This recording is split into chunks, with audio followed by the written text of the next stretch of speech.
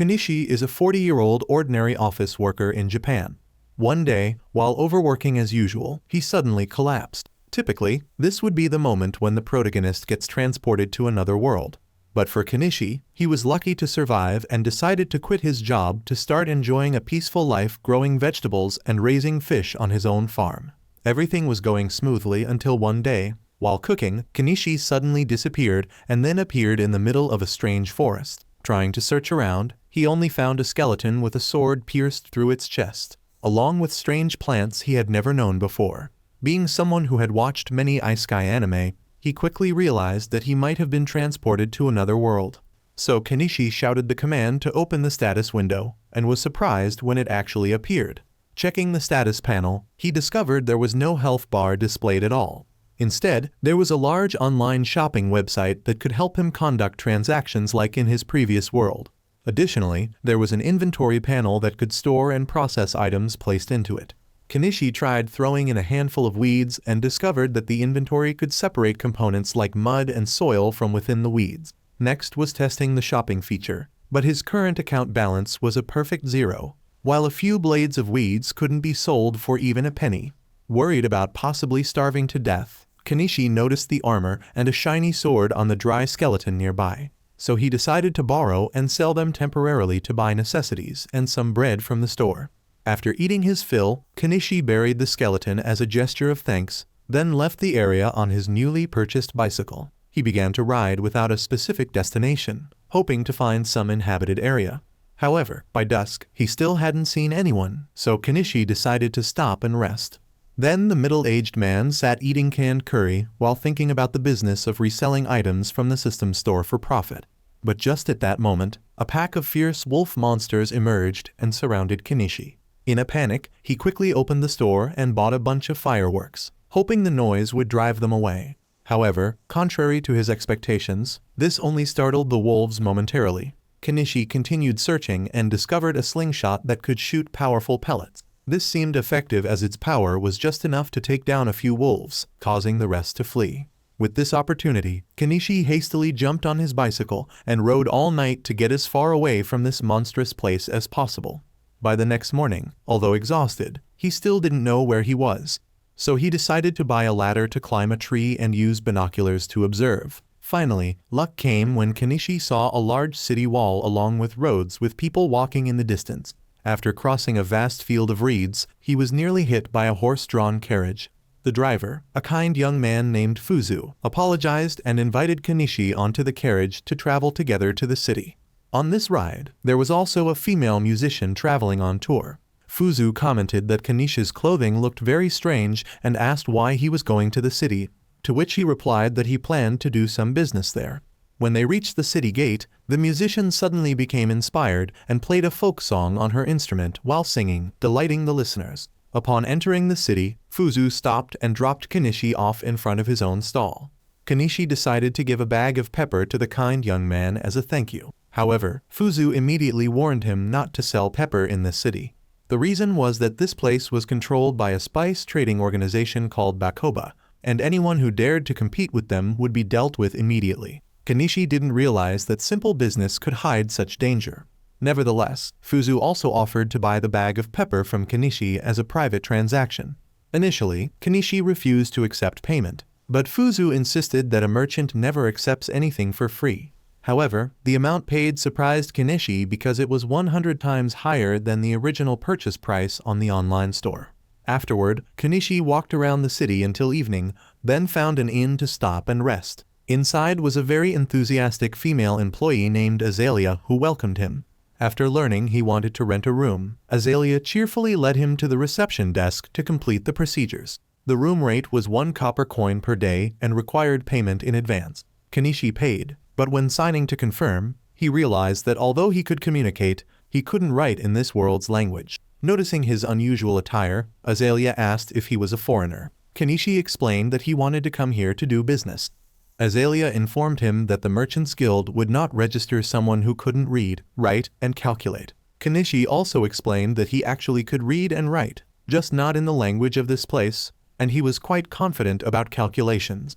Azalea gave him a simple multiplication problem, which Kenichi answered immediately, amazing her. Kenichi completed the registration process and realized that learning the language of this world was essential.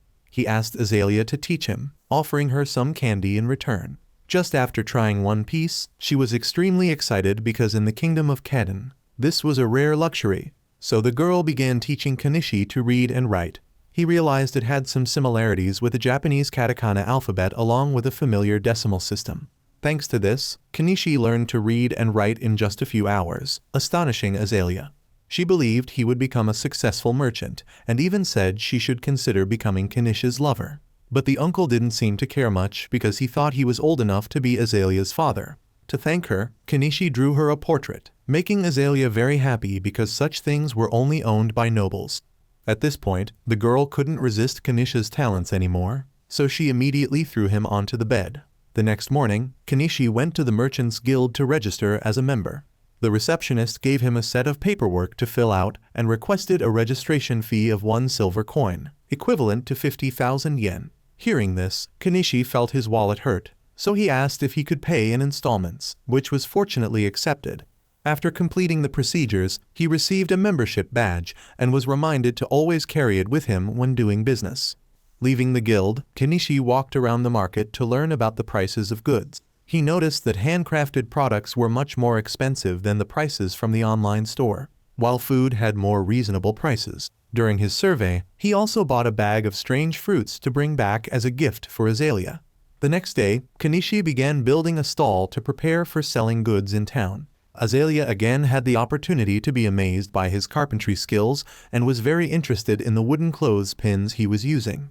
In this world, clothespins were usually made from wood and rubber bands, but they broke easily, so she asked to buy some from him. Once finished, Kenichi immediately went to the market to begin his first day as a merchant. He found a good spot, so he asked an old lady named Anama if she would mind if he set up his stall there. With her agreement, Kenichi took the stall out from his inventory. Anama was very impressed with his merchandise, especially the clothespins, so she decided to buy a few.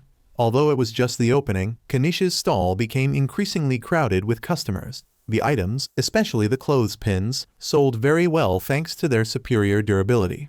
Kenichi felt he could make a living just by selling pins, but he also understood that sooner or later others would copy this simple product, so he couldn't rely on it forever. Suddenly, a man approached the stall. He carried a sword at his side and wore quite luxurious attire. This man wanted to examine the knife that Kenichi was selling. After testing its sharpness, he seemed satisfied, and Kenichi quoted a price of 2 silver coins. Although a bit expensive, the man understood because the knife was very finely crafted. However, he needed something with a longer blade. Kenichi checked his online store. Because Japan has a weapons control law, he could only find a hunting sword with a blade similar to a katana. As soon as the man saw it, he was very interested, but when quoted a price of 1 gold coin, he began to hesitate. Although the price was a bit steep, Kenichi knew this customer had a large spending capacity. Meanwhile, a cat girl suddenly approached, sniffed, and then licked Kenishi's nose, startling him backward. This was his first time meeting a beastman, so he felt a bit worried. However, Kenichi quickly regained his composure and asked what they wanted to buy. The beast girl said they wanted to buy 3 bamboo cloths like those on his stall.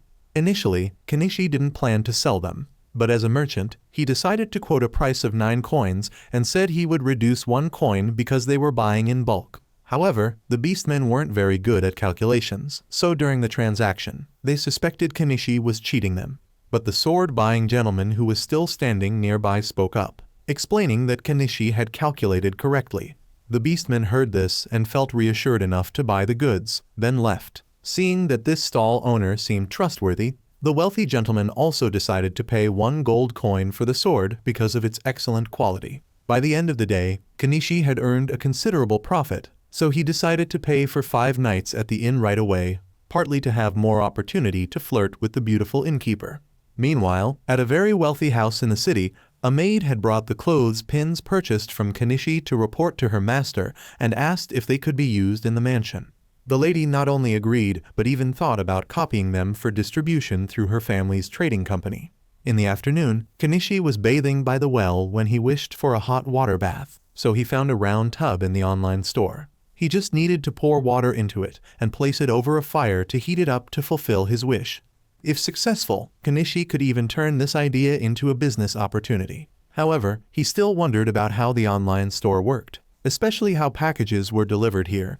Was something as good as this requiring some kind of trade-off? At this time, outside the forest, a beggar girl named Anemone was running away from something.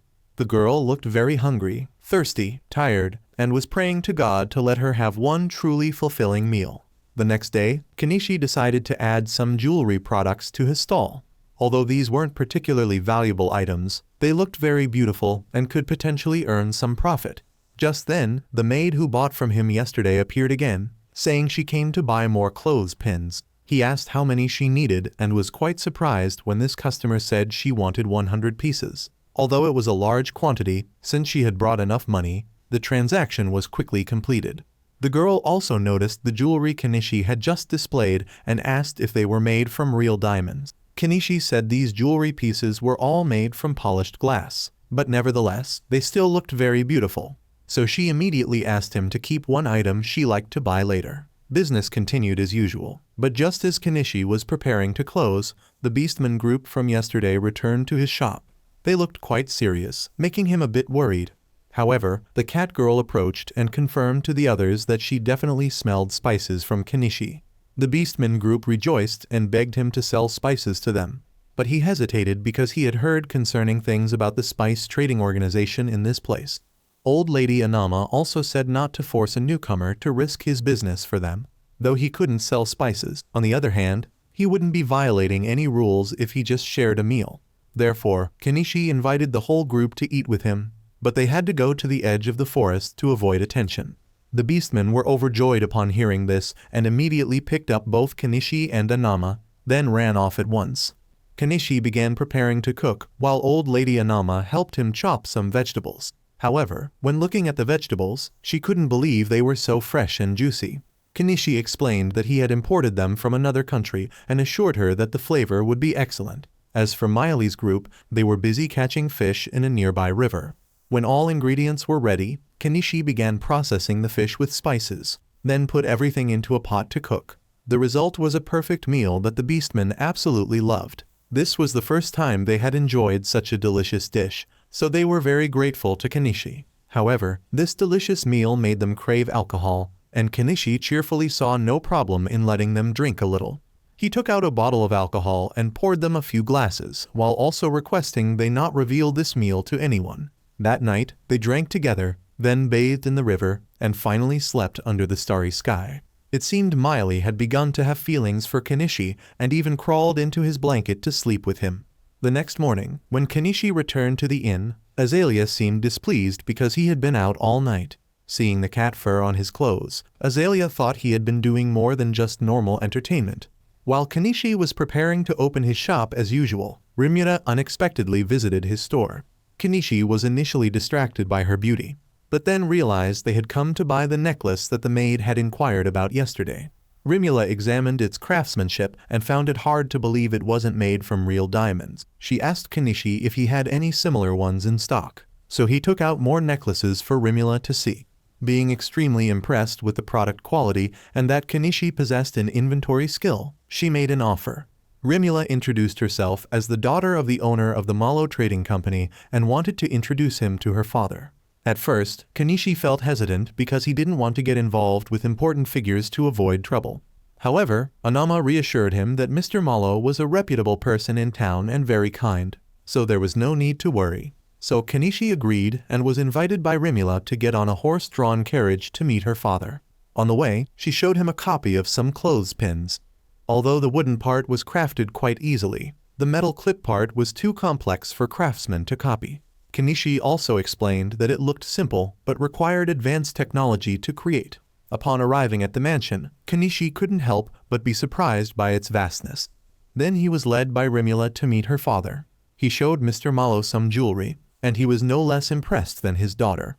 At that point, Rimula also revealed that Kenichi possessed an inventory skill.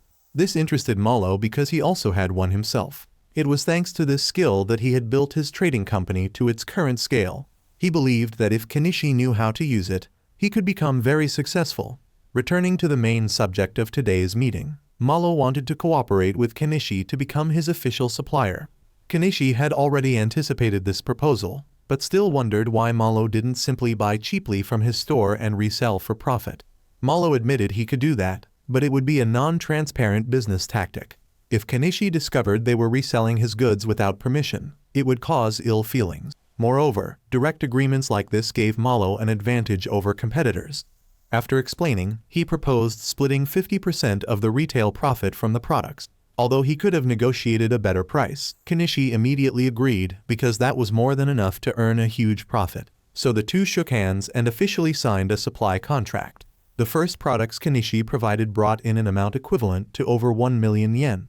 However, because Rimula was so fascinated with those beautiful jewelry pieces, she asked her father's permission to buy them back. So Kenichi received another 10 gold coins, equivalent to 2 million yen. This was the first time since coming to this world that the uncle had an 8-digit account balance. After acquiring a considerable sum of money, Kenichi decided to start implementing his slow living plan. The next day, he left the city walls to find a suitable location to build a house. Before leaving, he told Azalea about his plan so she wouldn't worry. She also found it puzzling that someone would choose to live in that dangerous forest. After finding a suitable location, Kenichi bought a lawnmower and began cleaning up. However, he quickly ran into a problem because the fuel in the online store was sold at an exorbitant price, but there was no other option except to accept the high cost to increase work productivity. Next, Kenichi began dealing with the surrounding trees. He bought a chainsaw to start cutting trees. After many hours of hard work, Kenichi finally cut down a series of trees in the area, but the problem was he had to clear them out of the way. When trying to stuff these trees into his inventory box, he was refused because they were too long, so he had to take out the chainsaw again to cut them into shorter log sections, less than 10 meters long before they could be stuffed into the inventory chest. The next task was to remove all the tree stumps, but that would certainly be arduous. As the sun had already set, he decided to leave this task for tomorrow. The next morning, Kenichi used a shovel to try to dig up the tree stumps. However, he realized this would soon ruin his aging back, so he decided to buy an excavator to work with. But Kenichi was very bitter when he realized he had just spent 1.2 million yen on a heavy machine just because he didn't want to do manual labor. But at the same time, this also meant he wouldn't have to work hard anymore. This excavator ran on diesel fuel, but the online store didn't sell this type of fuel. After thinking for a while, Kenichi realized he could make diesel himself by mixing kerosene with some additives. However, if the mixture ratio was wrong, the excavator's engine could be damaged. To be safe, he decided to test this mixture on a diesel generator first. Luck smiled when he turned on the generator, and it worked quite stably. This proved that this homemade diesel also worked well with the excavator. The remaining problem was that there were many insects in this area. So Kenichi followed Azalea's advice and visited a magic shop near the market to buy some insect-repelling magic stones. The shop owner, a mage, said these stones cost 3 silver coins. But Kenichi found this price quite expensive, so he tried to negotiate by offering the mage 2 oranges for a discount. The mage had never seen this type of fruit before, so he agreed to reduce the price to 2 silver coins. Old Lady Inama said that this mage was a very wise person, so making friends with him would be beneficial later. At this time, Kenichi noticed a wanted poster of a notorious bandit named Saga. Because he was the leader of a robbery gang, the reward for his capture was very large. In fact, that night, this Saga organized an attack on a carriage full of slaves. No one knew exactly what he was plotting to do with these people. The next day, Kenichi used his excavator to clear the tree stumps in an instant. He no longer regretted buying it because not only did it make the work easier, but operating it was also very interesting. Now nothing could stop him from fulfilling his dream of living a peaceful life in this forest. Some time later, Kenichi went to meet Malo and Rimula again, hoping to sell salt and sugar to earn some profit. Malo tried the sugar and was very satisfied with its quality, but he couldn't buy it from Kenichi because the state held a monopoly on these spices. However, on the positive side, the previous gemstones were selling very well, so Malo wanted to buy more immediately. The money earned was just enough to buy the wooden house that he had been eyeing in the store. Unfortunately, as soon as he completed the payment, Kenichi was buried under a pile of wooden boards. He was somewhat careless in not reading the fine print because this was a house that needed to be self-assembled. Kenichi spent some time reading the instructions and, as feared, assembling this house would be a major challenge. But since he had already paid, there was no choice but to complete it. When he started construction, the beast people from before also decided to help him to repay his kindness. Thanks to their help, Kenichi was able to proceed with the construction steadily while still maintaining his stall. In less than a month, the wooden house was finally completed. He organized a delicious barbecue party to thank everyone for their help. However, although the house was completed, Kenichi still had many things to do himself, such as painting the walls, painting the roof, and creating a power source, so it took another month to resolve all the necessary needs. But when everything was finished, this wooden house could be completely self-sufficient. He built a fence around the house and installed some solar panels to provide electricity. Finally, all efforts had been worthily rewarded. The first thing Kenichi did to celebrate was to soak in a warm bathtub. However, he still needed to find a way to install a water pipe system in the house because to have water for the bathtub, he had to cycle a lot to carry water from the nearby river. The next morning, Kenichi returned to the inn to inform Azalea that he would no longer be staying at the inn. She was quite surprised because she didn't think this merchant was really serious about living in the forest like that. The next day, the weather was quite beautiful, so Kenichi decided to go out for a walk and take pictures of beautiful flowers. However, this pleasant outing was quickly interrupted when he was nearly pierced by an arrow. Kenichi fell off his bicycle, followed by countless arrows flying like rain, forcing him to hide quickly behind a tree. The archers turned out to be a group of beastmen living in this forest. They were originally hunting, but even when they realized Kenichi was human, they didn't care and decided to kill him. Kenichi didn't intend to sit still, so he immediately pulled out a steel ball slingshot from his inventory to retaliate, then threw fireworks toward them, and finally brought out the excavator to scare them, causing them to immediately flee in fear. While Kenichi was still confused, he suddenly heard the painful cry of an animal at a nearby tree root. It turned out to be a wild cat that had been shot in the buttocks. It would probably have a hard time surviving if he didn't quickly do something. Because he didn't want to be bitten, Kenichi spent money to buy some protective gear in case the cat attacked. However, while trying to remove the arrow, it was very obedient and didn't resist at all. Kenichi bought a bottle of alcohol to disinfect the wound, then applied antibiotics and gave it some painkillers, then decided to take it home to care for. He prepared a blanket for the cat to rest, but it hadn't moved since being treated. Therefore, Kenichi decided to seek advice from the mage from before. After listening, he realized that the animal that Kenichi had rescued was a spirit cat. However, this old man wasn't much help, and even said the spirit cat's fur would fetch a good price. Afterward, the cat girl Miley happened to smell the spirit cat's scent on Kenichi, so she was very excited and wanted to see it firsthand. As soon as she saw it, she recognized that this wound was caused by the beastmen from the dog tribe. Meanwhile, the spirit cat seemed to be a bit better. It kept licking its wound, so Kenichi had to put a protective collar around its neck to prevent infection. Miley was impressed with his ability to care for animals as an impromptu doctor. To thank him for this love of animals, she went out hunting for a few birds to get meat for dinner. After bringing back the spoils, Kenichi made a small but very delicious barbecue feast. After the meal, Miley was tired and wanted to ask to stay overnight. Partly, it was also because she was worried about the injured animal, but judging by her face, she seemed very pleased. She even suggested they could share a bed. So the little one continued to take off her shirt and lie on top of the uncle at midnight. A few days later, Kenichi decided to start working on his farm. Although he could buy seedlings and tools, he still had to figure out how to solve the water source problem. The best solution at this time was to build a well with a pump attached, but perhaps he'd think about that later because today he was too tired. Kenichi slept straight through until the next morning when he was woken by the cat jumping on his stomach. Seeing it very happy and full of energy, he removed the protective collar and released it back into the forest. Going back to the well issue, Kenichi decided to take a few days off from selling to focus on construction. Finally, the well with an electric pump was completed.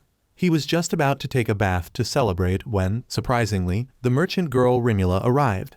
She explained that today she didn't see him open his stall, so she was very worried and had asked around everywhere. Fortunately, Miley had briefly explained the current situation, so she decided to visit. Seeing all these things, Rimula was very curious, and Kenichi had to explain that he had the ability to use magic to summon them and hoped she wouldn't reveal this to anyone. After talking for a while, they realized that by this time, the city gates had already closed, so Rimula planned to stay overnight at Kenichi's house. She also noticed the large tank behind him and asked what it was for. After hearing the explanation that it was a hot water bath, she was very excited and wanted to try it right away. Once Rimula immersed herself, she was completely captivated by this warm feeling. However, being in the middle of the forest made her a bit worried, so she called Kanishi outside to keep watch while she bathed. After finishing her bath, Kanishi gave her a bathrobe to change into. The warm feeling of it was so comfortable that she immediately asked to buy some for herself. A little later, she was also given a wonderful nightgown. She even said that if Kanishi tried, he could become the greatest merchant in this kingdom. However, the uncle wasn't very interested. He just wanted to live a peaceful life with enough money to spend. Hearing this, Rimula promised that she would do everything to help him maintain a peaceful life as he wished. At night, being alone in a cold bed made Rimula very annoyed because that brother over there didn't pay any attention and even went to sleep first. Meanwhile, at the camp of some outlaws, the criminal Saga seemed to have just received a mission request from someone very important. The next morning, when Kanishi took Rimula home, he also took the opportunity to talk about the bathrobes. Malo found this strange fabric quite interesting and thought it would sell very well. By the way, Kanishi mentioned the idea of selling a somewhat daring nightgown. Rimula seemed very interested, but Malo immediately rejected this somewhat perverted idea. Then he began talking about how the neighboring empire had just introduced a wonderful new system to track sales called double-entry bookkeeping. Kanishi was surprised because this system was very common in Japan. This also reminded him of what Malo had said before about the empire's influence spreading very quickly thanks to the new inventions of some special person. Indeed, Malo was preparing to test one of this person's latest inventions, and the surprise was that it was a hand pump. Kanishi began to suspect that to invent a water pump so easily would require a lot of modern knowledge. This meant that another reincarnated person had been brought to this world. Then he proposed a design for a bicycle, but was laughed at by both Rimula and her father because it was too bizarre. Since then, Rimula occasionally visited and stayed overnight. But tonight was special because tomorrow she would join a goods transportation trip and wouldn't return for more than a month. She even asked Kanishi if he had any more boldly designed nightgowns because she wanted to wear one for him to see tonight. Kanishi didn't know how to respond to this confession, although she was sincere. However, he still couldn't make a hasty decision with such a big responsibility. So he suggested Rimula temporarily put aside the relationship to consider later. Rimula agreed but said that before leaving, she wanted to sleep in the same bed with Kanishi at least once. Just lying next to each other and hugging innocently, not doing anything to him at all. Kanishi also didn't want to disappoint her, so he reluctantly agreed. The next morning, a knight in armor unexpectedly visited. He introduced himself as Napon and was also the person who had bought the sword from the main character before. Napon said he had been sent here to investigate reports of a strange uncle living in the forest, but because he already knew Kanishi, he could report back that nothing concerning was happening here. Of course, Kanishi was also sensible enough to take out some materials to bribe the guy. Before leaving, Napon also shared an interesting piece of news. He had heard about a mage in the empire who had created a wonderful spice called Mayon. What was more amazing was that he had even defeated a dragon using it. After hearing this, Kanishi no longer had any doubts and could conclude that this mage had also been reincarnated like himself. Today, Kanishi was sitting at his stall when he suddenly realized that Rimula's merchant caravan should be returning soon. However, at that moment, he heard commotion in the town square and went to see what was happening. It turned out the merchant caravan had been attacked by bandits, and everyone on board had been kidnapped, including Rimula. Mr. Malo was in a panic, kneeling and begging adventurers on the road to help rescue his daughter. But because the kidnapper was the notorious criminal Saga, no one dared to risk their lives, and the night squad would need many days to organize a rescue operation. At this time, Rimula was being held in a cage by Saga and his subordinates. Though she hadn't been harmed yet, that was only because Saga planned to sell her to some perverted nobles to make more money. Malo knew it was only a matter of time before Rimula was violated, so he desperately sought out Kanishi to beg for help. Kanishi had absolutely no combat ability, but because he cared quite a bit about Rimula, he decided to do something to resolve the situation. However, he didn't have enough money to implement his plan, so he told Malo that he needed funds to prepare. Without hesitation, Malo immediately handed over a bag of his gold as long as Kanishi could bring his daughter back safely. He also informed that Saga's base was in some ruins 50 kilometers west of Dahlia. It was quite a long distance, so Kanishi would need transportation. He examined the vehicles available in his store and finally decided to buy a truck. But before doing so, Kenichi warned everyone that he was about to use summoning magic, so they should step back. Then he pretended to read a silly incantation to fool everyone. When the truck appeared, Kenichi climbed aboard and loudly asked if anyone was willing to fight alongside him. Saga's bounty was extremely large, so if they could defeat him, all participants would have a good amount of capital. Although it sounded attractive, no one dared to accept this offer because Saga was too great a threat. Just as Kenichi was worried about having to go alone, the spirit cat he had saved a month ago appeared. Although he couldn't understand cat language, he could sense that it wanted to help him. Speaking of cats, Miley and other beastmen also came running, wanting to help Kenichi.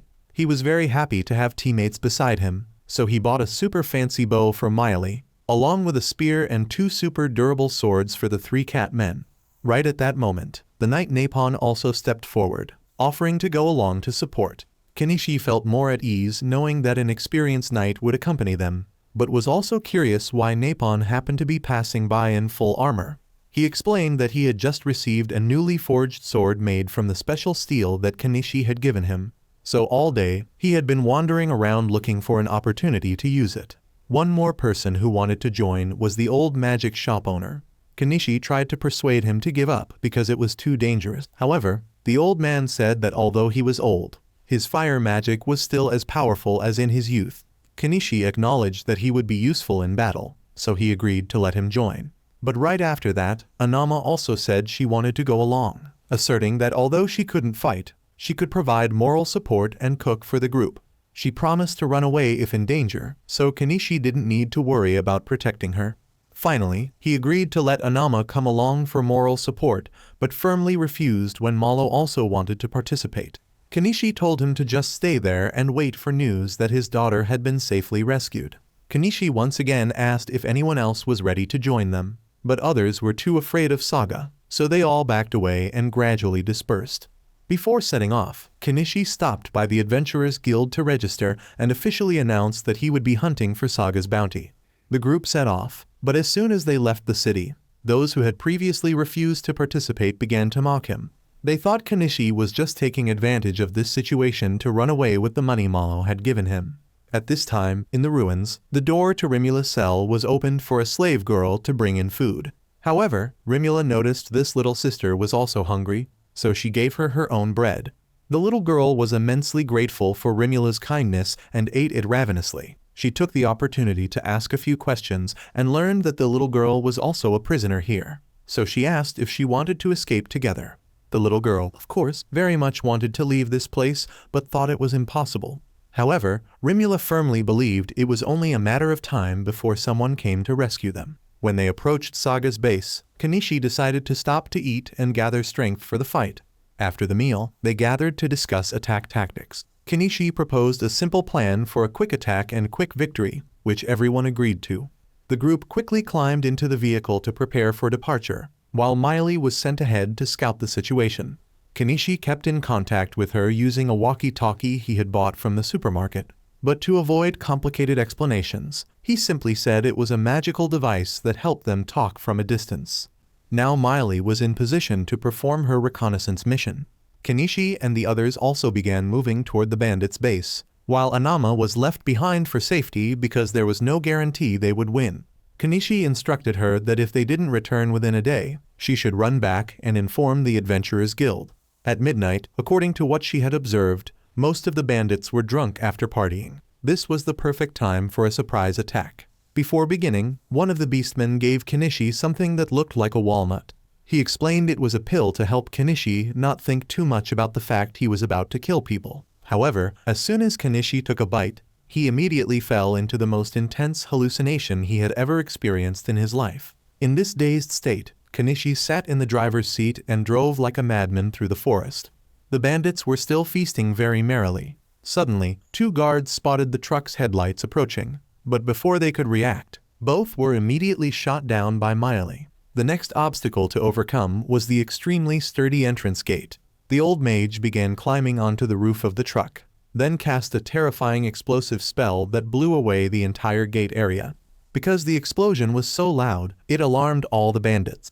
But it was too late because Kenichi and his teammates had already made it inside. Having drunk too much alcohol earlier, these bandits were all completely drunk and weren't even wearing armor. This created an opportunity for Miley and her brothers to easily take down the first enemies within attack range. Nepon also stepped out of the truck, extremely excited to have the opportunity to test his new sword with the blood of enemies. Kenichi was very impressed by Nepon's overwhelming strength, but this guy was too overconfident, so a bandit took the opportunity to try to stab him from behind. Fortunately, the spirit cat timely rushed in to save his life. Many other bandits had begun to appear from the ruins, making everyone a bit nervous. At this moment, Kenichi decided to unleash his secret weapon, his excavator, to crush them. The beastmen continued to fight hard to eliminate as many enemies as possible. Nepon leisurely showcased the superiority of his sword forged from super durable metal. Kenichi was also busy beating up bandits and accidentally collapsed a wall, discovering many female prisoners being held captive inside. He quickly searched to see if Rimula was there, but was horrified to find that Saga was holding her hostage at the top of the tower. Rimula breathed a sigh of relief when she saw Kenichi had really come to rescue her. Saga had thought someone would eventually come for a rescue, but couldn't imagine they would be this strong.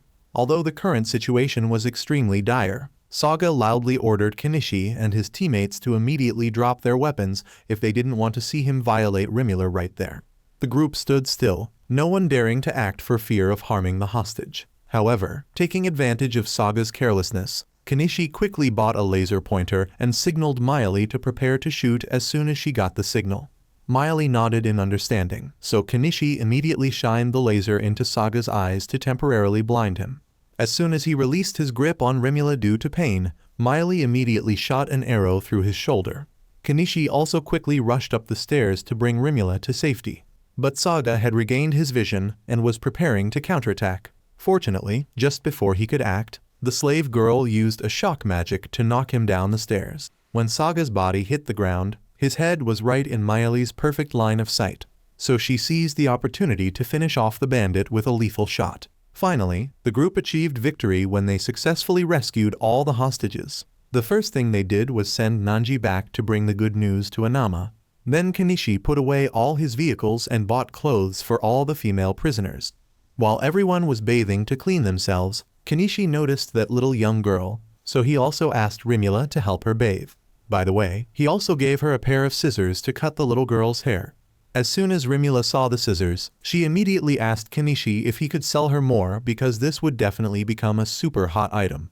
But before they could discuss further, the other sisters reminded them that the little one was still in a state of wearing no clothes. After everyone was properly dressed, Kenichi went to meet the little girl and introduced himself. The girl said her name was Anemone. She also took out a letter that the noble who had sponsored this kidnapping had given to the knight. Nepon committed to personally ensuring that this mastermind would face appropriate punishment for his crimes. This incident was officially closed. However, everyone was exhausted, so they decided to rest and get a good night's sleep before departing back to Dahlia. The next morning, Kenichi drove everyone back to town. When the truck stopped in the central square, Rimula stepped down and immediately rushed into her father's arms with joy. During the reunion, Malo noticed the outfit Rimula was wearing was of very good quality. She proudly said that Kenichi was the one who had given it to her, so both immediately thought about doing business with this item. Malo then approached to express his deep gratitude to Kenichi and also asked if he had recovered all the stolen goods. Kenichi replied that he had put all the spoils in his inventory box. Additionally, before leaving the ruins, the beastmen had told him they needed to take the heads of all the bandits as evidence to claim the bounty. But these things would soon start to smell, so it was best to put them in the inventory box. This was certainly one of the most gruesome things Kenichi had ever done, but he had no other choice, so he reluctantly gathered them up. Incidentally, he also collected all the items that the bandits had stolen, including a bag full of 100 gold coins and many other valuable items. Kenichi also asked the women who had been taken prisoner if they wanted him to take them back to their old villages. Some agreed, but others did not, because when they were captured, their villages had been burned down by the bandits, and their families had been killed, leaving them with nowhere to return to. Kenichi understood their situation, so he invited them all to return to Dahlia with him, because there they would have the opportunity to start a better life. As for Anemone, she had absolutely no intention of returning to her village because her own family had sold her into slavery. In this case, Kenichi would temporarily take Anemone to the city and figure out what to do later. Afterward, he spent some time taking each woman back to her home. When finished, he went with the remaining people to the Adventurers Guild to receive the bounty. As soon as the receptionist saw Saga's head in front of her, she was immediately terrified. But Kenichi said there were still 52 more stored in his inventory. So he began taking them out one by one for the staff to carefully check. While they were busy, Kenichi stood aside to rest. At this time, the old mage approached, saying that with his strange summoning magic and the inventory box with its enormous capacity, if the nobility discovered it, his life would become very complicated. Speaking of nobility, Napon also came over to announce that he would be meeting with the local lord, a Schofield, to report on the nobles who had secretly backed Saga's criminal network. Late in the evening, the bounty calculation was finally completed. With a total of 861 gold coins, Kenichi wanted to divide the money equally among everyone. However, Anama refused to accept her share because she felt she hadn't contributed much. However, she hoped Kenichi would allow her to care for Anemone as her daughter. Kenichi didn't object to this request because he was certain Anama would be a good mother. However, Kenichi had only left for a few minutes when Anemone secretly snuck out to find him. The uncle then went to Azalea's inn to stay overnight because it was too late to return to the forest. As soon as Azalea saw him, she was extremely excited because it had been a long time since she had seen him again. Azalea had heard rumors that Kenichi had taken down a fierce gang of bandits. However, Kenichi denied it because he didn't want to attract too much attention, and also asked if there was still a room for him to stay overnight, to which she replied that his old room was still available. Kenichi went up to the room and quickly fell asleep because he was so tired. But in the middle of the night, someone sneakily slipped into the room and fumbled under the blanket. He knew full well what Azalea wanted, but said he was too tired to do that right now. However, she climbed on top of him to take the initiative herself. Just as they were about to get started, they both realized there was a child and a cat staring at them. With no choice, Azalea returned to her room, while Anemone stayed and slept on Kenichi's bed until morning. Fearing that Anama would be worried, he went to the shop to check but didn't find her there. The first destination today would be the weapons shop to sell the swords and shields collected from the bandits, earning 32 gold. Then he sold all the valuable items to Malo's company for 35 gold and brought furniture to the old man's shop to exchange for 22 gold. Since the spoils were divided equally, each person would receive 12 gold. After completing everything, Kenichi returned home, and Anemone was amazed by the beauty of this place. But what surprised the little girl most was that Anama was already waiting inside. She had been worried sick about the girl, but also guessed that Kenichi would eventually find her, so she had waited here. However, Anemone said she wanted to live with Kenichi forever. Anama also tried to persuade her, but the girl had made up her mind, so she didn't want to force her anymore. Afterward, Kenichi escorted the old lady back to town. Returning home, Anemone said that because Kenichi had given her such delicious food, she liked him more. This would take some time to adjust to, so the two decided to eat, bathe, and then go to sleep. That night, suddenly, a few mysterious hooded figures began observing outside Kenichi's house. 2 weeks passed, and due to his contributions in the battle, Napon had been granted the title of Baron and given his own territory.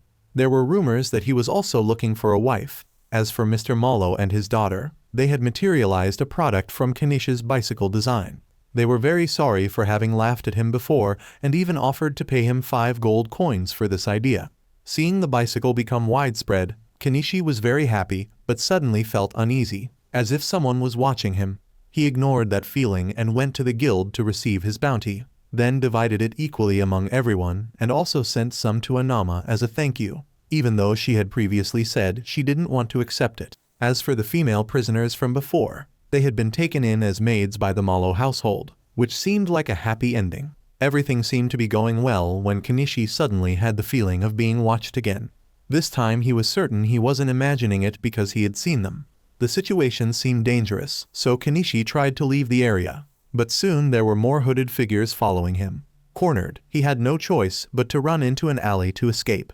However, at the end of the alley, Kenichi was blocked by a horse-drawn carriage. The hooded figures who caught up said their master wanted to meet him, so if he behaved, he wouldn't be harmed. Kenichi didn't have many choices, so he pretended to comply, but just before being pushed onto the carriage, he quickly took some fireworks from his inventory and threw them at the people and the carriage. Amid the chaos, both slipped under the carriage and out to create distance. The group intended to use weapons to attack, but Kenichi had quickly drawn a crossbow, threatening to shoot if they didn't leave. Since the kidnappers had no ranged weapons, they were forced to flee. Just at this moment, Malo appeared in his carriage because he had heard the noise. After hearing the account of the incident, he believed this must be the action of a noble from the anti-royal faction, and suggested that Kenichi should meet the local lord for protection. Kenichi didn't want to take risks because that lord might demand taxes, and he hated taxes, so he decided to leave the city. Currently, the bicycle from Malo's company was an extremely popular item, to the extent that the local lord had granted Malo a family name for this, and from now on, Drin would be the official surname of Malo's family. This made father and daughter feel they owed Kenichi a great debt that couldn't be left unpaid if he left. That's why Rimula decided to leave town to spend more time with Kenichi. She had once tried to win his affection before but was rejected. Yet when she was kidnapped, Kenichi hadn't hesitated and had risked his life to rescue her. So Mila was certain he must care for her very much. And if that was true, he would surely wait for her before leaving town. But it seemed Kenichi didn't care that much because he had already gone, along with his wooden house. Meanwhile, the uncle was riding a motorcycle with his new family. While traveling, Kenichi happened to meet Fuzu again, so he pulled over to say hello. It had been some time since they last saw each other, so the two stopped to chat a bit. Fuzu learned that Kenichi had finally become a merchant. He also discovered that this uncle was the one who had invented the bicycle. Now Kenichi had a daughter and was traveling as a mobile merchant. The cat that Kenichi had saved before had also decided to leave its forest to follow him on the adventure. Fuzu wished them luck on their journey. Then Kenichi and his loved ones got back on the vehicle and rode off into the distance toward the horizon. In his journey to find a new land, Kenichi stopped to prepare a meal. Currently, they were 100 kilometers away from Dahlia and about 6 kilometers from the next town called Sancha. He suddenly remembered that Animan had said she was 12 years old, but her physical appearance seemed quite small. After finishing their meal, he launched a drone to scout and discovered that the river where they had stopped flowed into a lake. It seemed that Sancha was located on the other side of the lake. So Kenichi invited the little girl to find a location with a beautiful view to settle down. So he summoned his wooden house again to prepare for a new life. Kenichi also decided to name the spirit cat Velvet, which means veludo in Portuguese. At night, while Animan was learning to write, Kenichi was trying to create a cheaper fuel. He had once seen on TV about making biodiesel from used cooking oil, so he bought some books to study. Animan entered the room and curiously asked what the uncle was browsing. Kenichi explained that this was a book not written in the language of this country. Since the little girl also wanted to read books, he bought a story about the Little Mermaid for Animan to learn some Japanese words on her own. The next day, while removing the camouflage from the solar panels, Miley suddenly jumped out of the bushes with a bow on her back. She immediately complained about being left alone and having great difficulty tracking the uncle's traces. Then Miley entered the house, making Animan very happy to see her again. Kenichi announced that from now on, this beast girl would live with them. During lunch, Kenichi asked about the situation in Dahlia City and learned that Napon had proposed to the merchant Molo's daughter. Kenichi immediately imagined this was a marriage for status. The next day, watching children play, Kenichi realized that even if people couldn't read, they could still understand stories if they were picture books, so he asked the two girls what fairy tales existed in this world. Animan began telling a story about a spirit living in the forest who fell in love with a human prince. After clearly recording it, Kenichi bought an old-style hand printing machine to start his plan of creating books based on local stories. The children were amazed when they saw it because this was something completely new to both of them. Suddenly, Kenichi noticed a boat approaching, so he quickly told the two girls to go inside the house because strangers were coming near. He approached the strangers with a crossbow in hand.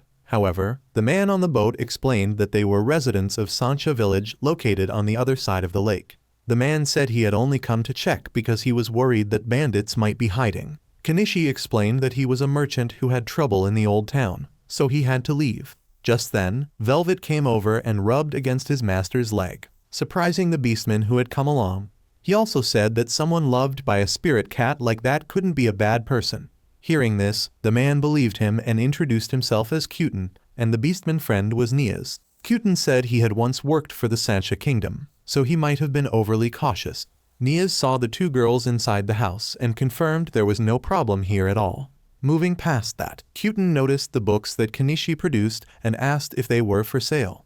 After they left, Kenichi explained that Kyuten had a daughter about Animen's age, so he had bought several books as gifts. After lunch, Animen stayed home reading books while Kenichi went into the forest to collect herbs. At this time, Miley suddenly came up and hugged Kenichi from behind, whispering that Animen wasn't here. In the following days, Kenichi built a warehouse outside to begin synthesizing biodiesel. This work was extremely dangerous because it involved deadly toxins. But if successful, Kenichi could create a fuel much cheaper.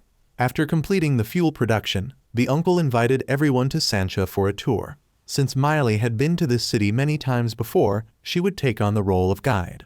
The first place they needed to visit was the local adventurers guild. However, the receptionist immediately stunned Kenichi because her 2 watermelons were too bombastic. After regaining his composure, he announced that he wanted to register with the guild. Upon checking his card, the girl screamed in shock when she learned this was the very person who had defeated the notorious bandit Saga. However, Kenichi quickly asked her not to speak too loudly to maintain privacy. After completing the procedures, the group headed to explore the flea market. In this world, people usually just boiled vegetables and meat and put them in soup in a very perfunctory way, so the food tasted terrible. Knowing this, Kenichi immediately bought some tuna broth so the 2 girls could enjoy the taste of a proper meal. In the midst of this, Kenichi noticed 2 suspicious men searching for someone. Meanwhile, Kyuten was leading his daughter into a dark alley. Setting this aside, they continued into a store called Snowflake. Miley reminded them that this shop belonged to an old mage, so Kenichi seemed very excited. The shop owner demonstrated the function of a strange tool by pouring water and wine into it, after which the 2 liquids were separated and poured into 2 separate cups. She explained that this was a magical tool capable of extracting the liquid poured into the front and discharging the rest from the bottom. Immediately, Kenichi realized he could produce oil without using chemicals if he owned this item, so he immediately decided to buy it for 5 gold coins. As for Anemone, the little girl also suddenly appeared with a magic book in hand. Kenichi saw it and excitedly asked if one could use magic just by reading. The old woman explained that those without magical power would not be able to use it. Yet Kenichi still wanted to try his luck, so he decided to buy it for 10 gold coins. Although very eager to take it home right away, the shop owner explained that magic books needed to be registered first, so the buyer had to return after a week to collect it. Leaving the shop, Kenichi's group accidentally ran into Nia's, but this beastman seemed to be in a hurry and ran off with a bag on his back.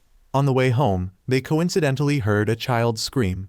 It turned out that Kyuten and his daughter were being threatened by armed robbers. Kenichi told Miley to protect Anemone while he immediately bought a medieval plague doctor mask and approached the robbers. The masked uncle claimed to be a mysterious mage and threw many firecrackers on the ground, causing the robbers to flee in fear.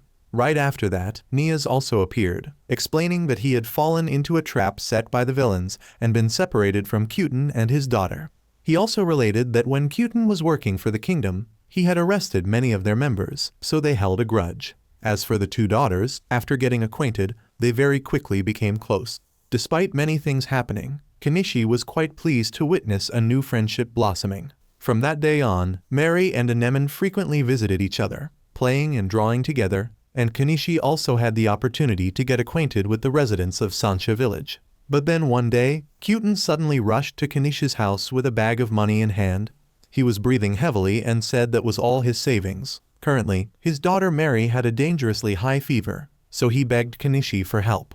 This seemed to be a specific disease of this region, and most children who contracted it couldn't survive more than a day.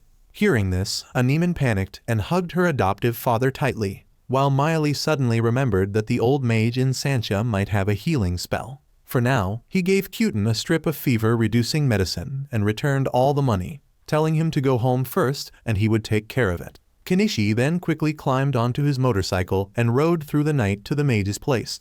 In Sancha village, she confirmed that Mary had contracted the rare fever. This was a disease very difficult to cure with magic. She explained that only the seeds of the white chicory flower, which grew at the source of a stream deep in the forest, could save the little girl. Therefore, Kenichi, Kyuten, and Nias decided to set off immediately, with a time limit of returning by the next morning.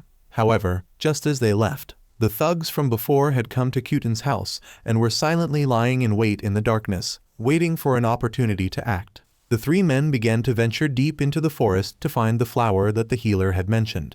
The upstream of the river flowing through Sancha was a stream with countless chicory flowers in bloom. However, just as they arrived, Nia sensed something approaching.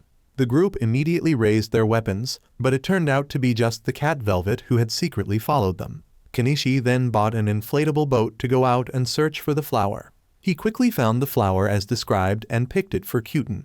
Suddenly, numerous black wolf monsters appeared surrounding them. Kenichi immediately bought 2 high-quality swords for his 2 friends and told them to return home right away while he would stay behind to hold off the monsters. Just as he finished speaking, Kenichi threw a bunch of firecrackers toward them to buy time. But strangely, those wolves kept pursuing Kyuten and Nia's. So the group had to stop and fight to escape the encirclement. However, the little cat had sensed some strangers hiding and controlling those black wolves, so it rushed to attack, surprising them and causing them to drop the control whistle. Kenichi had also realized this, so he immediately told Kyuten to continue running while he would take care of the rest.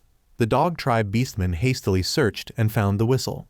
However, this time the wolves seemed to sense something, so they no longer obeyed commands and immediately fled in fear. Just at this moment, the ground shook violently, accompanied by a giant bear suddenly appearing from behind.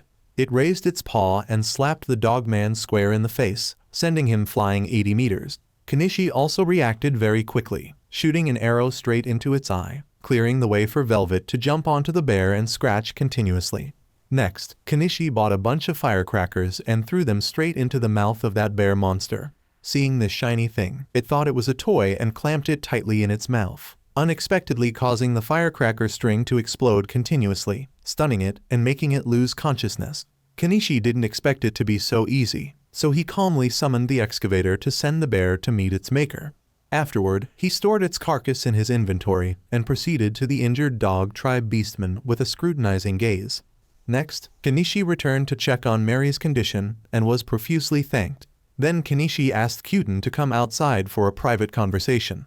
It turned out that Kenichi had treated the dogman earlier on the condition that he would not harm Kyuten's family anymore. He agreed but also warned that there were still many people who wanted to take revenge on him. Therefore, the only way to protect his family was for them to leave town. Kyuten had also thought about this, but his wife and daughter had deep connections with the city. Moreover, if they went to Dahlia, those villains were from the same organization, so that wouldn't work either. Kenichi suddenly thought of Napon, who was now a baron and had been granted his own territory.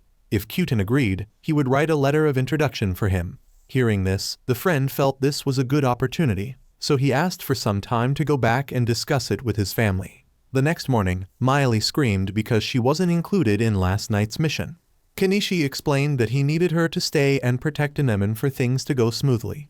A few days later, Kyuten and Nias decided to set off for Napon's territory first, while his daughter and wife would join him after fully recovering. Shortly after Kyuten left, the dogman also appeared, making Kenichi a bit cautious. He revealed that earlier there had been many people with grudges against Kyuten, but now that was no longer an issue.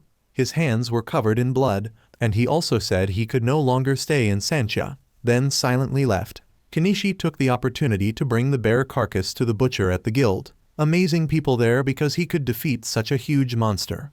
Kenichi asked him to extract the meat and magic stones from it, while the rest would be sold. The butcher said the work would last until evening because this one was so big. After returning home, Kenichi decided to test the magic device bought from the shop the other day. He put alkali and alcohol in, then poured esterified cooking oil into the upper compartment. In the remaining compartment, he poured in previously created biodiesel, and the result was that the device succeeded in separating the ingredients to create fuel for machinery. Kenichi was visibly delighted when he created such a good thing at a cost 10 times cheaper than usual. At the end of the day, he visited the magic shop again to get the spell book he had bought the week before. Opening it to look, he discovered it contained a magic stone. The shop owner explained that the incantation written in the book was directly linked to this stone. Without it, magic couldn't be activated. Next, the uncle went to the forge to get the bear meat and its magic stone. For the money from selling the materials, he met with the receptionist to collect it. Kenichi again had the opportunity to eye the sweet juicy grapefruits of the girl there. On the way home, he noticed an aura around, as if someone was watching him. Suddenly, a very familiar person ran up and grabbed his hand. Kenichi was stunned to see Rimula's face, so he hurriedly asked why she appeared here. Rimula hugged the uncle tightly and shouted as if afraid he would run away again. Kenichi explained that he had no other choice. If caught by the nobility, Malo's company would face big trouble. Seeing that standing in the middle of the road hugging and shouting was too awkward, the uncle quickly pulled her to an inn to discuss. Rimula recounted that the bicycle he had instructed them to make had helped them achieve noble status, and also talked incessantly about how her family owed him a debt of gratitude. Kenichi was also curious about the rumor that she was about to marry Baron Napon. Rimula denied it, saying she had already refused his marriage proposal, and also affirmed that she would not return to her hometown unless Kenichi went with her. If he didn't want to return, she wouldn't go back either but would stay here. She said she had gone through great hardship asking everywhere to find this place, so don't even think about driving her away. The next morning, Kenichi took Rimula home on his iron horse. However, when she saw the other girls, Rimula angrily reproached him for abandoning her while taking these two little ones along. Kenichi explained that Anemone was just a child, so he couldn't leave her alone. And as for Miley, she had found her way here on her own. He hadn't brought her along from the beginning. After a tiring exchange, he was finally able to announce that from now on, everyone would live together in one house, bathe in one tub, and sleep in one bed. The next morning, Kenichi read the magic book and tried to recite a spell but failed miserably because he had no magic power at all. He had intended to sell it, but when Anemone picked up the book and read the incantation aloud, the little girl's body suddenly began to glow. Everyone panicked, and before they could stop her, she had shot out a fireball that nearly burned down the whole house. Realizing a tragedy could occur, Kenichi quickly bought 3 fire extinguishers and taught the girls how to use them on the spot. A few minutes later, the fire was finally contained, but Anemone was extremely frightened and apologized continuously. But instead of scolding her, Kenichi praised the little girl's ability to use magic as absolutely wonderful. At this moment, Anemone suddenly fainted and collapsed to the floor due to mana exhaustion. After she regained consciousness, the uncle bought her some canned peaches to help her recover faster. Miley remarked that these were very similar to Rinka fruits, while Rimula pointed out that only the nobility could access foods like this because they required a large amount of sugar, which was already monopolized by them. A few days later, Kenichi went to pick up Mary and her mother to organize a barbecue with the meat taken from the fanged bear. But this monster meat was too tough and pungent, making everyone uncomfortable. So Kenichi came up with a way to tenderize it along with preparing a secret sauce. When people tried the new preparation, they praised its deliciousness. Next, Kenichi also made his famous curry with an exquisite flavor that amazed everyone. Suddenly, Rimula's mind was filled with images of doing business in Sansha. If these dishes were sold in the market, they would certainly be hot sellers. Kenichi silently reflected that this woman was truly a born merchant. Mary's mother also wanted to help with the business as a way to repay everything they had helped with. She even called Rimula Kenichi's wife, making her almost die of happiness. The next day, the uncle took his motorcycle to take Rimula to the city to start the business. Upon arrival, the first thing he did was buy a cart so they could begin selling food right in the town center. Just as predicted, it wasn't long before people were lining up to try this excellent food. However, it wasn't long before things started to take a turn for the worse. 2 men complained that there was a fly in their soup, causing the girls to become very confused. Meanwhile, Kenichi was controlling a drone flying to the plateau on top of the cliff to scout, while Anemone used binoculars to observe and discovered many shiny stones that looked very beautiful. Kenichi guessed that these strange pink minerals might fetch a good price. In the late afternoon, the uncle returned to the city to pick up his teammates. Rimula was moved to tears, reporting that they had sold out of all food and picture books. Hearing this, Kenichi was delighted, thinking that this girl truly had a business talent beyond what he could imagine. But suddenly, he noticed an unfamiliar beast girl standing nearby, so he asked about her. Rimula explained the morning's commotion with 2 customers claiming there was a fly in their soup. Then this beast tribe girl appeared and exposed that those 2 were setting them up to extort money. For that reason, Rimula had hired her as a bodyguard to prevent troublemakers like today. By the way, the girl also introduced herself as Mia Nina, then followed the group home. Miley saw this woman and immediately asked why she was entering her territory. Kenichi explained that this was the new bodyguard who had just come for dinner. Mia Nina, upon seeing a spirit cat as large as velvet, immediately bowed before this sacred creature. At dinner time, the Beast Tribe girl acknowledged that eating stewed bear meat while drinking red wine was truly a human delicacy. Kenichi secretly sighed in relief, thankful that this wine was the cheapest. Otherwise, he would have gone broke with that wine worm. After dinner, the uncle suggested the girls take a bath to get clean. Anemone quickly volunteered to use fire magic to heat water for everyone. Mia and Nina didn't hesitate and stripped off all her clothes to plunge into the hot water. Finally, the girls enjoyed the bath together with the divine hair dryer, which even after being used hundreds of times, still felt as blissful as a fairy. After bathing, Kenichi took the opportunity to teach his adopted daughter how to read, write, and do math. He believed that career opportunities for women were quite limited, so expanding options for the little girl was very important. Mia and Nina agreed, adding that women typically didn't receive a full education, so they often had to sell their bodies to make a living. In the following days, Rimula continued to reopen the stall in Arkesia and continued to thrive in business. This time there was also protection from the Beast Tribe girl. Mary and her mother also received a letter from her father. As for Kenichi, he enlisted Miley and Anemone's help to complete scaffolding to prepare for mineral extraction. The next morning, the uncle took the opportunity to use the machine to cut all the grass in the yard, while others also took a day off from selling to explore the new area atop the cliff. Meanwhile, the uncle began extracting the pink stones discovered the day before. With the help of an electric hammer, extracting these stones was very easy.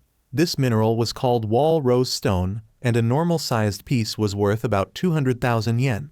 This meant that just one stone was enough for Kenichi to recover the money invested in all the tools. He couldn't hide his joy when thinking about how the enormous profits would all go into his pocket. At the end of the day, the group began making extremely delicious dumplings. When the food was brought to the table, everyone was captivated by the unique flavor of the dish as well as the perfect mayonnaise sauce.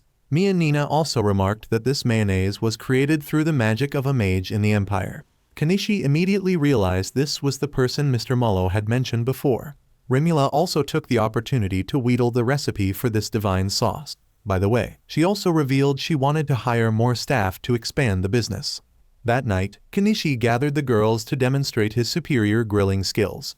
As soon as Mia and Nina tried it, she was immediately enthralled by its flavor to the point of sticking to Kenichi, not wanting to leave. She then pulled the uncle into a room to ask about rent, but Kenichi explained that he wouldn't charge any fees at all. This made the beast girl worry, thinking he was trying to tame her by letting her stay for free. However, he explained that he simply needed her to support Rimula in her work.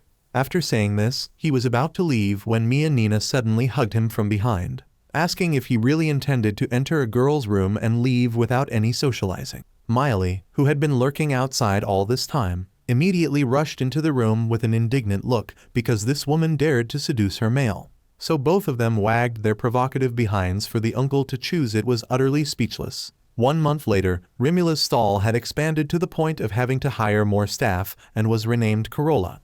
One of the new employees even thought Kenichi was Rimula's father, making her furiously clarify that he was her husband. Time continued to pass, and Kenichi continuously extracted and earned a profit of 15 million yen from wall rose stones.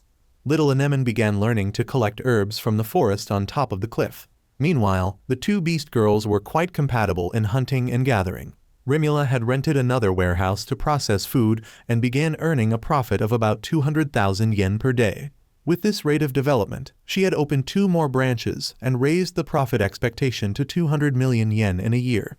Thanks to the sauce that Kenichi bought from the supermarket, Corolla's food stood out compared to competitors, bringing an enormous competitive advantage. The scene shifts to a massive castle where a girl named Lilith was informed by her mother that the bandits near Dahlia had been defeated by a mage who summoned iron beasts. It seemed this mage was living near Arkesia, truly a wonderful coincidence.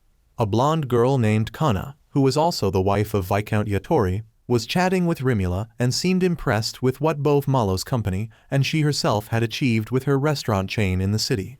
Meanwhile, the uncle had just bought another book about explosive magic. Additionally, the mage gifted Anemone another book related to magic for everyday tasks. In the evening, Rimula related that Kana wanted a brooch because when she went to Dahlia, another noble had highly praised the brooches made by Malo's company. Immediately, Kenichi took out a brooch with a carved image of a woman, which greatly surprised Rimula, because, coincidentally, it had a carving that looked very similar to Viscountess Kana.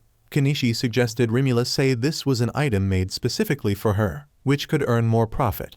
Although it was a good idea, the uncle noticed his wife's expression showed some concern. The next day, Kenichi was extremely excited because finally they could enter a dungeon.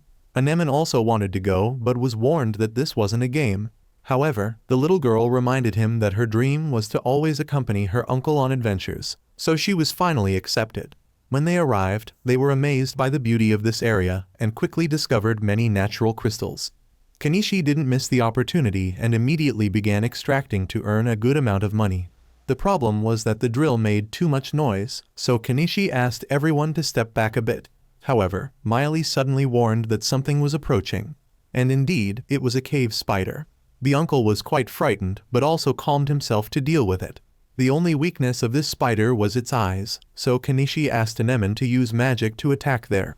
However, the little girl was too shocked to move, so the spider began spewing silk in a fierce attack, forcing them to temporarily retreat before things got worse. Fortunately, it didn't chase them outside, but the machinery hadn't been retrieved in time.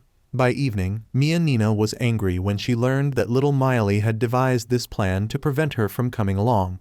She insisted that she wanted to participate, but Kenichi refused because she still had the mission of protecting Rimula. However, the first wife suddenly said she wanted to take a few days off to relax, so Yina could join the exploration. So the decision was made. A moment later, Kenichi told Anemone that the explosive magic book had been registered. The little girl heard this and was eager to learn right away. But Kenichi demanded they find another place to practice so they wouldn't blow up the house again. Nina said that if she wanted to become a real explorer, she would guide the little girl tonight. The next day, the group returned to the area that had been attacked previously. Since the spider appeared right when Kenichi used the drill, he decided to do the same to lure it out. As expected, less than 2 minutes later, the noise caused the spider to appear. This time, the uncle had given everyone a powerful insect repellent to coordinate their attack. After getting into position, Anemone was also ready to cast a fireball. This attack severely wounded the spider to the point where it had to retreat to its lair. Everyone congratulated Anemone, but Nina said they needed to continue pursuing the spider. Kenichi completely agreed that eliminating it was the top priority, so the group ventured deeper into the dungeon to hunt it down. Because it was pitch black all around, Kenichi took out a giant LED light to improve visibility. Immediately, they discovered the spider, but an even more serious problem had appeared. It was a female spider that seemed extremely angry. The uncle guessed that the other spider had taken on the role of going out to hunt, and if this female spider was left alone, sooner or later it would die. Therefore, the group decided to retreat as quickly as possible because this thing was enormously huge. However, it had quickly run to block the exit, forcing them to fight. Velvet rushed in to attack to reduce its visibility, and others also immediately joined the battle. Anemone cast another fireball, but this time it didn't seem to cause much damage. The spider still didn't counterattack, so Nina thought it had given up hope of survival and decided to block the exit to drag everyone down with it. Kenichi was angry because he didn't want to die in this terrible place, so he immediately bought a super huge excavator. Immediately, Kenichi and Anemone rushed in to attack, but the spider still had a lot of strength despite being injured. Kenichi wanted to prepare a finishing blow, but the excavator, which was straining to control the monster, suddenly shut down. Seeing this, Anemone gathered all her courage to cast the explosive magic spell she had just learned. This strike significantly weakened the spider. At this point, the excavator finally started working again, and Kenichi delivered the decisive blow to finish off the monster. Although it had cost quite a bit of money, it was all worth it thanks to the minerals and the carcasses of the 2 spiders they had collected.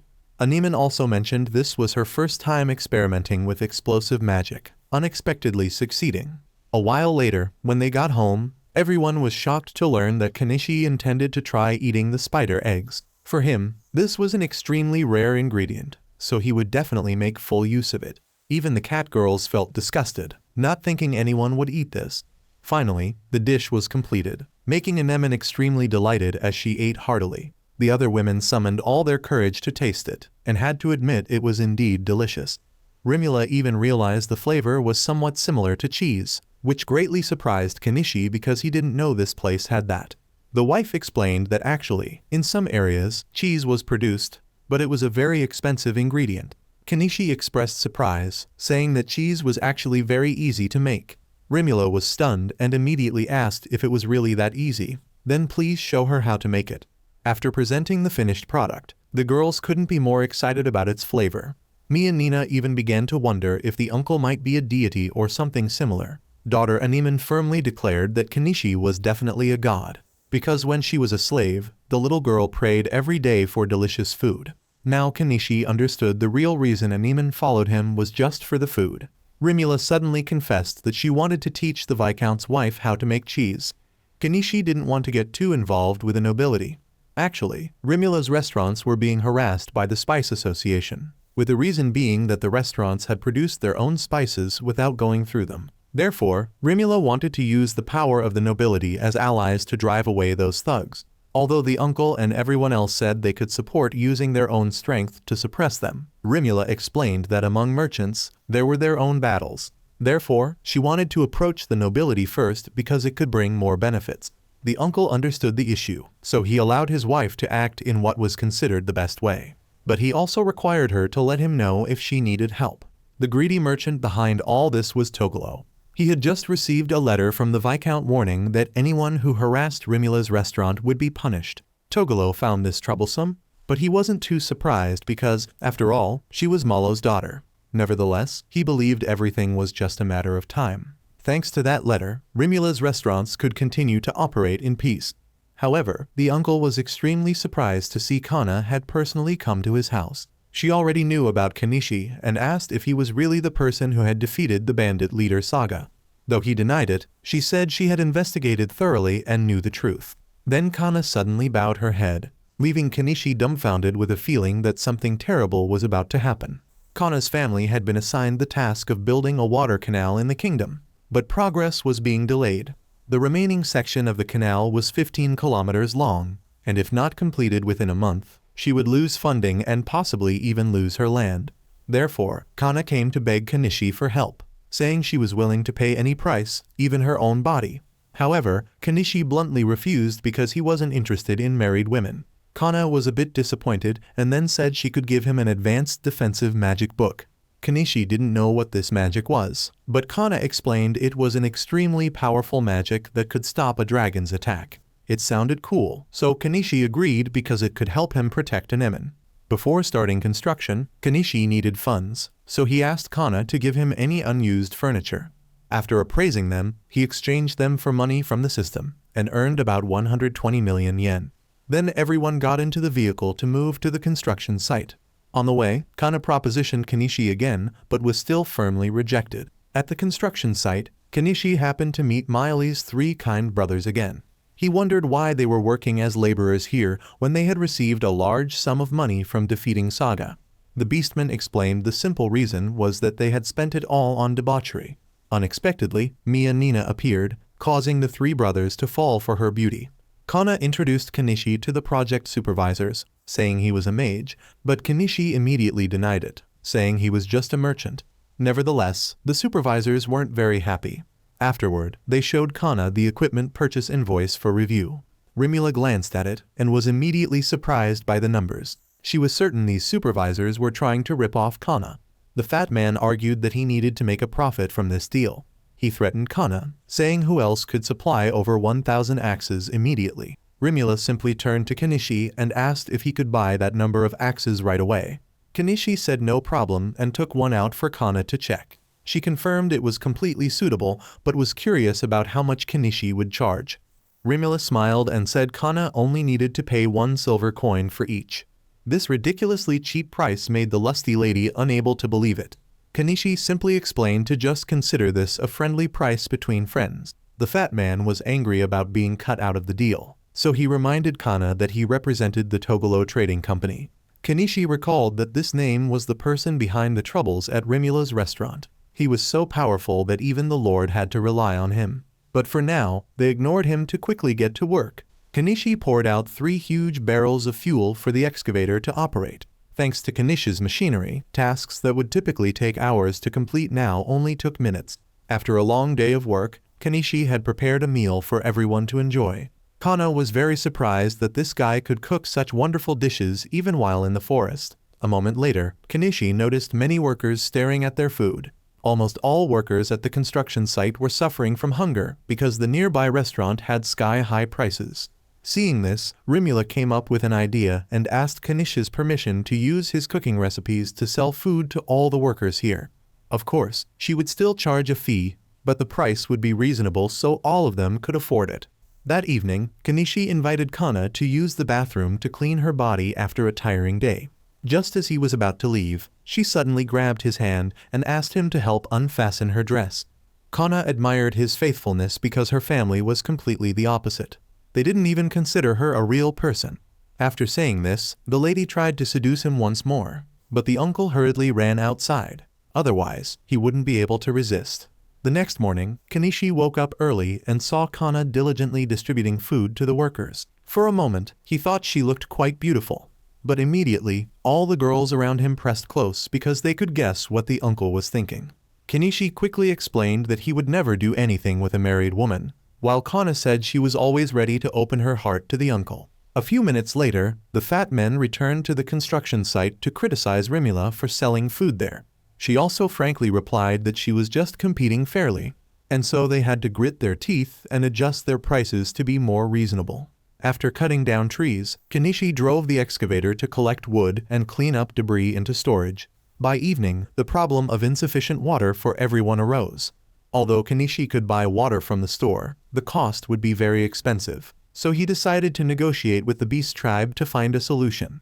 They told Kanishi about a stream, but it was almost inaccessible without the agility of cats. Kanishi immediately proposed a deal that if they helped him fetch water, he would let them drink alcohol to their heart's content. Being naturally fond of eating and drinking, the problem was quickly solved. Sister Kana also took the opportunity to get drunk and lead the uncle to the bedroom. If we said these two didn't do anything at all, would anyone believe it? While Kana was intoxicated, Kanishi took the opportunity to persuade her to sign some kind of contract, then returned to the main house, but was kicked straight out by his daughter because his body was full of that woman's scent. The next morning, Kanishi presented the contract, saying he had struggled to force her to sign it last night. But this wasn't anything bad, it was just to take full command of this project. If Kana remained in charge, progress would certainly be delayed. Finally, the important section of the canal was completed on time within a month. The inauguration ceremony was officially held with the attendance of the royal family. Kanishi originally wanted to avoid the ceremony, but was forced by Kana to attend. There, she surprisingly called the uncle up to demonstrate the unique magic that had helped complete the project. Kanishi had to summon his excavator to demonstrate balancing a log, which amazed everyone. After the ceremony, Kana was approached by an old man with the rank of Viscount, who spoke mockingly. But Kana just laughed sarcastically that his joke was as humorous as the pathetic mustache on his face. Rimula noticed something concerning when she saw an old man sitting in that guy's horse carriage. He was the one who had been expelled from Dahlia after hiring the bandit Saga to kidnap Rimula. The next day, Kana's husband came looking, not because he discovered his wife seducing men, but because he wanted to personally thank Kanishi for helping complete the project. Previously, Lord Bram didn't really care about managing his territory, but after almost losing everything due to missing the deadline, he was determined to change. He also wanted to ask about the paintings that Kanishi had sold before. Kanishi then explained the entire printing process to Bram. After thoroughly learning the technique, they returned to the main topic. Bram wanted to hire Rimula to manage his finances. Rimula refused because her current workload at the restaurant was already overwhelming, so she suggested letting her father, the head of the Malo Trading Company, take her place. Hearing this, Bram was also very pleased to have the opportunity to collaborate with such a talented merchant. However, he was also worried that establishing relations with a merchant from Dahlia might cause Togolo to react violently. Kanishi heard this and wondered why he didn't simply expel him from the kingdom if he disliked him so much. Bram shamefully admitted that because the current budget wasn't enough to hire knights, if conflict arose, they would certainly lose. However, Kana reassured that they still had a chance to win because they had a good friend, Kanishi, here. The uncle didn't like being dragged into these troubles, but the current situation was indeed quite serious. Therefore, he agreed to help them against Togolo if war really broke out. That evening, Kanishi and everyone returned to their beloved home. They also received the advanced defensive magic book that Kana had promised. But currently, everyone just wanted to relax. The first wife and adopted daughter Anemone still competed as usual to bathe with the uncle. so everyone bathed together under the starry sky to enjoy the current peaceful moment. At the royal palace, Princess Lilith came to see her mother while she was working because she heard something interesting had happened. The queen related that the Viscount of Sancha had completed the assigned canal section on time with the help of a talented mage. This was quite surprising because previously, she had continuously received letters requesting to strip him of his title and lands due to incompetence. Princess Lilith thought perhaps it was time to bestow the title of Holy Knight upon Kanishi. Meanwhile, the uncle was still enjoying a bath with the girls as usual. Kanishi suddenly realized that perhaps Anemone had inherited her magical ability from her mother. Anemone said her mother was the one who had named her, but beyond that, she didn't know anything more. The next day, Kanishi went to the magic shop to register another spell book. He also took the opportunity to ask the shop owner if she knew anything about a female mage who had died about 10 years ago. The shop owner wasn't sure but related that she had once heard about a famous mage named Silver Amiria who had disappeared about 10 years ago. Coincidentally, the advanced defensive book that Anemone had just received had once belonged to Amiria. A little later, Anemone suddenly wanted to test the new magic right away. At first, the casting seemed fine, but when the protective wall was forming, it unexpectedly dissolved. Right after that, Anemone clutched her stomach in pain and fell to the ground. The uncle panicked, thinking something had happened to the child, but Miley said she had smelled something familiar. It turned out the girl had reached puberty. Fortunately, Rimula had just arrived home and gave her some painkillers. A while later, Anemone was happy again and even boasted that she could soon have a child with her uncle. It was utterly speechless. Kanishi heard this and spat out the mouthful of coffee he was drinking, while being pinched several times by his wife for being old yet still misbehaving. The next morning, they saw a horse-drawn carriage approaching their house. It turned out to be the merchant Malo coming to visit his daughter and also discuss plans to deal with Togolo. But before that, Kanishi had another important matter to say. Until now, he had been calling Rimula his wife, but had never officially proposed. Hearing this, Rimula was extremely moved, and Malo couldn't ask for a better son-in-law. That evening, a big party was held to celebrate the uncle's official wedding ceremony. As for dealing with the unscrupulous merchant Togolo, they decided to establish a branch of Malo's company to directly push him out of the market. The next morning, another carriage arrived at the house. This time it was Mary's father along with the newly risen landlord Napon. However, the young man was completely devastated when he learned that Rimula had already married the uncle. Although he really liked her, he had to accept it because, after all, he greatly respected Kanishi. By now, the dishonest merchant Togolo had also learned that Malo had opened a store in his territory. Just at this time, Kanishi's group had also appeared at the market to prepare for the plan. Kanishi went straight to one of Togolo's shops and immediately summoned the giant spider carcass right in the middle of the store. The commotion caused chaos throughout the area, forcing Togolo and his accomplices to personally appear to handle the situation. The uncle introduced himself as a mage who had come to reclaim justice for all the troubles that had happened to his wife Rimula. Togolo said, "Who do you think you are to speak to me like that?" and ordered his subordinates to attack. However, Kanishi's group was not passive and was full of battle-ready characters. Napon raised his sword, ready to bathe in the enemy's blood. Initially, the numbers on the other side were somewhat overwhelming, but suddenly the spirit cat jumped out and hissed. Spirit cats were considered sacred messengers of the cat tribe, so all the beastmen under Togolo immediately dropped their weapons and retreated. Seeing that he no longer had a numerical advantage, he was forced to retreat to his lair. Kanishi immediately pursued him inside, but it seemed this was a trap. There were many dog tribe beastmen who weren't afraid of spirit cats waiting to ambush. The leader of this dog tribe was also the one who had seriously injured the spirit cat in the past. He suddenly jumped down to attack, but Napon quickly jumped in to block the blow. So the full-scale battle officially erupted. The two cat girls also charged in with bows and arrows in hand, daring to touch their deity. These girls were determined to defeat all of them. Meanwhile, Napon was still engaged in an intense duel with the dog tribe leader, but was unexpectedly ambushed by a thrown knife. Fortunately, Velvin had timely intervened, helping Napon turn the tables and immediately split him in two. Kanishi also calmly summoned his mini-excavator and began destroying Togolo's entire business area. Realizing he was at a disadvantage, the unscrupulous merchant tried to escape outside. Kanishi chased after him and then summoned the yellow super excavator to prepare to destroy the entire base. However, his father-in-law appeared to stop him. saying that everything had been handled, so don't destroy anymore to utilize this place as headquarters for the new branch. Hearing this, Togolo was indescribably bitter and shouted that they couldn't escape this robbery charge.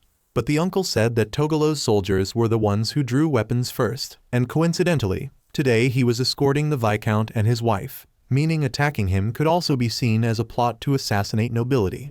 Just one word would be enough to send that wealthy man to prison for attempted murder.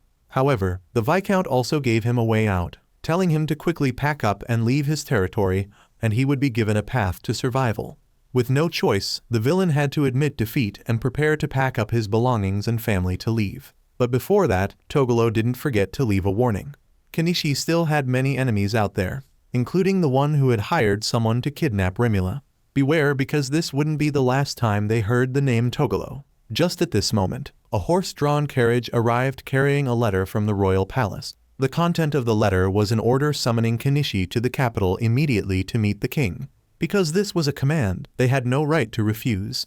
Seeing this, Togolo laughed loudly in a manic way, saying that Kenichi making himself stand out like this would sooner or later bring trouble upon himself. The uncle fought back and still didn't understand why his wife had been kidnapped. Certainly, the bandit leader Saga had acted on the orders of some noble. Initially, Kenichi simply thought that noble had fallen for Rimula. But thinking again, he felt things were more complex. He couldn't rule out the possibility that the organization monopolizing the spice trade was involved. They wanted to destroy Malo's assets because they were jealous of the success he had achieved. If that was the case, then the uncle himself was part of the cause of it all. That evening, Kenichi said he wanted to temporarily stop supplying goods to his father-in-law. He thought that Malo might be becoming a target just because he had the ability to monopolize special goods. However, Rimula said Kenichi had misunderstood everything. This wasn't trouble, but simply the price to pay in business. The wife had decided to live beside Kenichi with the power he possessed. As for being noticed by the royal family, it was just a matter of time. Whatever happened in the future, she still wanted to continue supporting Kenichi to the end. The next day, Mary's family had prepared to move to Napon's new territory to live. Anemone cried profusely, saying goodbye to her dear friend as the carriage left. Afterward, Kenichi also packed his belongings to prepare for the journey. Initially, he had planned to ignore the summons and flee, but doing so would cause major trouble for the Viscount and his wife, so he decided to head to the royal palace to see what the king wanted from them. After 2 weeks of travel, the group finally reached the royal capital. There was an interesting thing. They used golems controlled by mages to perform heavy labor. Kenichi heard rumors that the layout of this place was a state secret, so there were no maps at all. After waiting for nearly an hour, Princess Lilith finally appeared to receive them. Kenichi introduced himself as a merchant, although the report described the uncle as a mage. A curious nobleman asked how the group could arrive here in such a short time. In response, Kenichi immediately summoned his iron horse and took Princess Lilith for a ride around the city. She didn't seem apprehensive at all. On the contrary, she appeared very excited, while others were worried sick. Kenichi thought this little princess seemed to really like causing trouble. Impressed by the uncle's abilities, the princess offered to grant him any reward. Hearing this, Kenichi asked permission to use a small part of the garden behind the palace for camping. Since they didn't have a place to stay yet, they took advantage of the opportunity, and the little princess agreed. When Lilith saw the uncle summon a wooden house, she was astonished and immediately rushed inside to explore. She then declared that she would stay in this house with them for a few days. Kenichi continued to summon a bathroom and then a mini excavator to dig a latrine pit. Lilith was excited and quickly climbed up to sit on the uncle's lap to operate it together. After finishing, Kenichi carried her down, but this seemed to be a disrespectful action. So an angry guard drew his sword and charged to it. Seeing this, the uncle summoned a riot shield along with a crossbow to counter. But before he could do anything, Anemone had used magic to launch a fireball, making those people struggle to defend themselves. Princess Lilith saw things getting tense, so she immediately stepped out to stop the fight. She was also a bit surprised, so she approached Anemone to get acquainted and also asked if she could cast any other spells. Anemone proudly declared that she could also use explosive magic. Everyone who heard this was amazed because, being so young, she was already a grand mage. That evening, Kenichi prepared dinner, curry rice, which made Lilith very curious about these strange white grains. When she realized this dish was truly wonderful, she also wanted to know how to create the curry flavor. The uncle heard this and was at a loss because this spice was something sold in the store, so he also gave the princess a jar to take home for research. After finishing the meal, the princess expressed interest in the plates and spoons. Kenichi and his wife didn't miss the opportunity and casually quoted a price of 20 gold coins for each item. Hearing this, Lilith decided to buy 10 sets for use, while the uncle was eyeing the head maid named Marin. The little princess, with a mischievous expression, whispered to Kenichi if there were any forbidden goods sold in his inventory. However, Anemon was angry because the princess was getting too close to her adoptive father, so she immediately demanded that she stay away. The little girl also declared that in just 5 more years, she would be able to have children with Kenichi. Seeing them so happy, Lilith was also happy, compensating for the fact that she was just a political pawn. So the peaceful days passed as the princess moved in to live with them. However, because the house was too small, the uncle had to temporarily sleep outside to give up the room. However, that night, everyone suddenly woke up because they felt something present inside the palace. This had also greatly affected the queen's sleep. The princess knew how to utilize talent, so she asked Kenichi to exterminate the sewer rats that were rampant in the palace basement.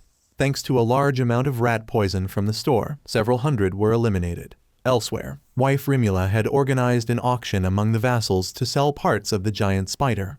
Lilith even set up a game where she had the uncle try to kidnap her and find a way to escape through that towering wall. She also brought her team of chefs and announced that they had successfully recreated the flavor of curry. Although it didn't look very similar on the outside, it had to be admitted that it was quite delicious because it used all high-quality ingredients. Lilith challenged Kenichi to produce something her chefs couldn't replicate, so the uncle gave her a box of premium chocolates, which stunned everyone with its inimitable deliciousness.